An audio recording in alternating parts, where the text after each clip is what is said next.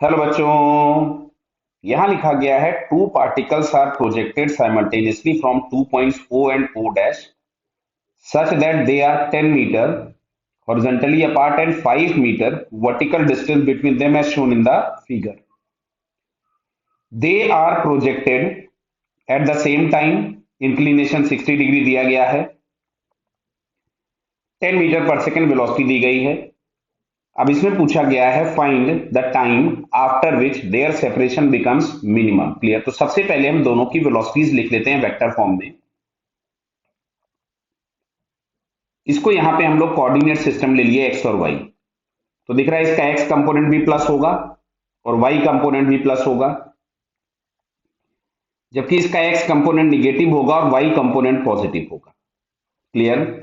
तो मैं अगर लिखता हूं वेलोसिटी ऑफ ओ, तो ये हम लोगों के पास मिलेगा 10 cos 60। cos 60 बोले तो 1/2, तो 5 आई कैप प्लस ये आपके पास हो जाएगा 5√3 जे कैप। अच्छा, वेलोसिटी ऑफ ओ डैश यदि मैंने लिखा तो इसका हॉरिजॉन्टल कंपोनेंट माइनस मिलेगा, मतलब minus of 5 I cap plus आपके पास ये आ रहा है 5√3 जे कैप। अब यहां से हम लोग पहले रिलेटिव वेलोसिटी निकाल लेते हैं कि relative velocity of O with respect to O dash. तो हम लोग यहां से लिखेंगे velocity of the O minus velocity of O dash.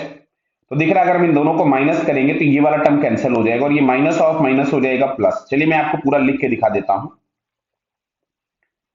तो यहां से अगर हम लोग लिख रहे थे O with respect to O dash, तो वेलोसिटी ऑफ O मैंने पहले लिखा तो 5 I cap plus 5√3 J cap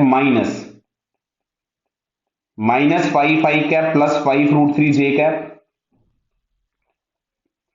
अगर मैं इस ब्रैकेट को ओपन कर दूं तो ये आपके पास इस तरह से मिलता है, माइनस ऑफ माइनस हो जाएगा प्लस 5 आई कैप और ये मिलेगा माइनस ऑफ 5√3 जे कैप। तो देखो ये दोनों टर्म्स कैंसिल हो गए, तो 5 और 5 ऐड होके मिलता है आपको 10 आई कैप। क्लियर? दैट मीन्स, अब सुनो इधर, ऐसा क्यों किया सर आपने? तो आपको ये पहले भी बता चुका हूं, फिर से बता दे रहा हूं कि कभी भी किन्हीं भी दो पार्टिकल्स के बीच का मिनिमम सेपरेशन चाहिए तो किसी एक पार्टिकल को रोक लो। एक पार्टिकल को रोकने का मतलब किसी एक पार्टिकल के रेस्पेक्ट में दूसरे की वेलोसिटी निकालो।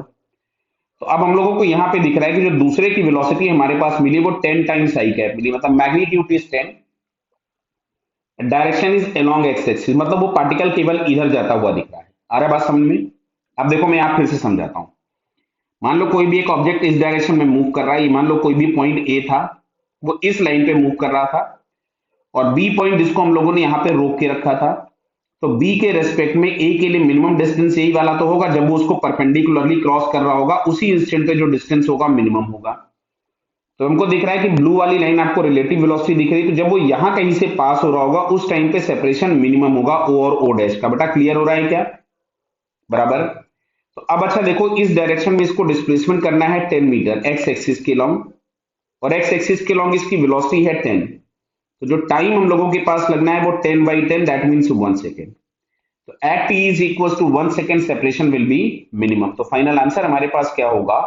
आपसे क्वेश्चन ये पूछा था ना, find the time after which separation becomes minimum, तो आंसर इज 1 सेकेंड। ओके बेटा, ऑल द बेस्ट।